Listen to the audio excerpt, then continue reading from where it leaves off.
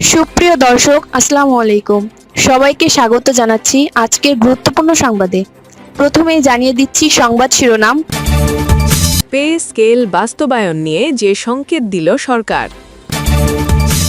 এদিকে দেশে মজুদ গ্যাস দিয়ে ১২ বছর পর্যন্ত চাহিদা মেটানো সম্ভব, সংসদে জ্বালানি মন্ত্রী।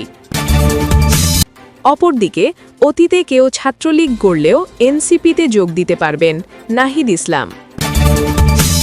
এবং সবশেষে থাকছে ১২ কেজি এলপিজিতে দাম বাড়ল ২১২ টাকা। শুনছিলেন সংবাদ শিরোনাম, এখন বিস্তারিত। তার আগে ছোট্ট একটি আবেদন।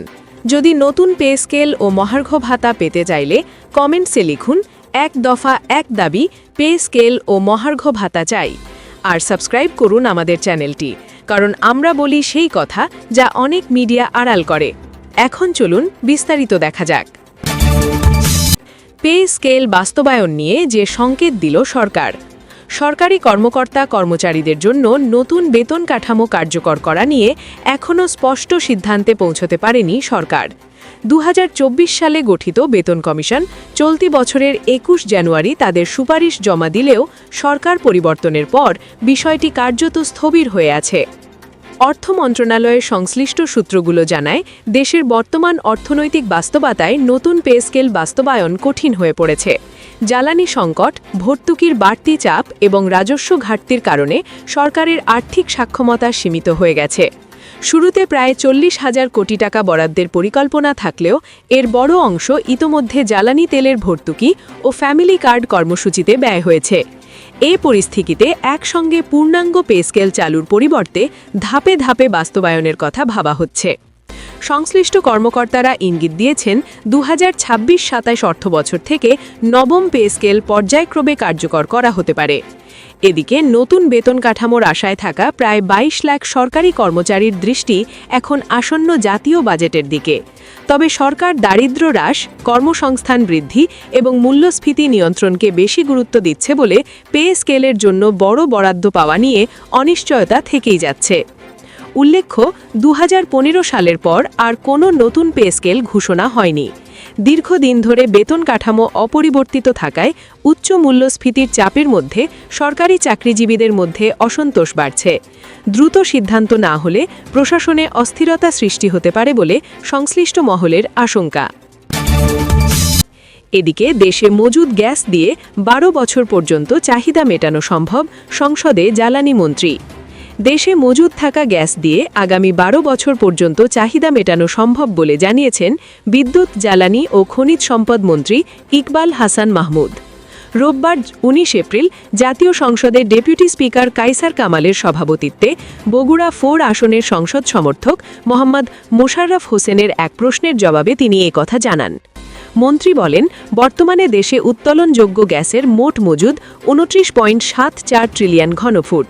এর মধ্যে ২০২৫-এর ডিসেম্বর পর্যন্ত ২২.১১ ট্রিলিয়ন ঘনফুট গ্যাস উত্তোলন করা হয়েছে।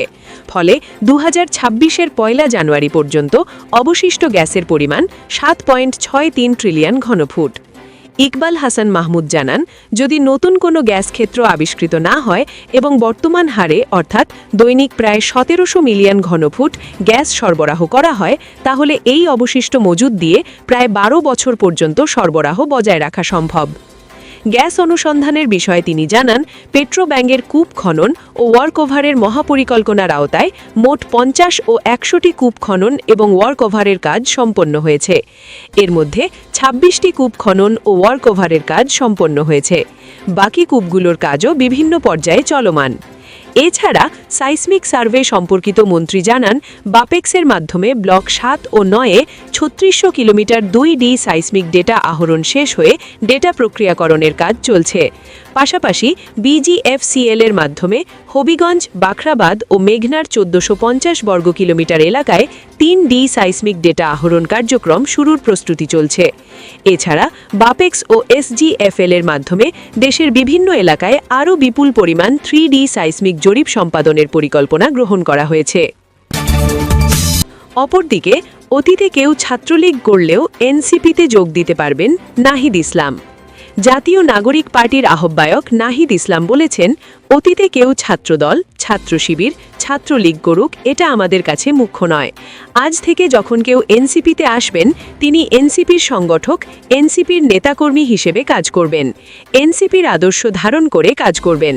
তবে ফ্যাসিজমে অংশগ্রহণকারী, গণহত্যায় অংশগ্রহণকারী, চাঁদবাজা বা দুর্নীতির অভিযুক্ত কেউ এনসিপিতে আসতে পারবেন না।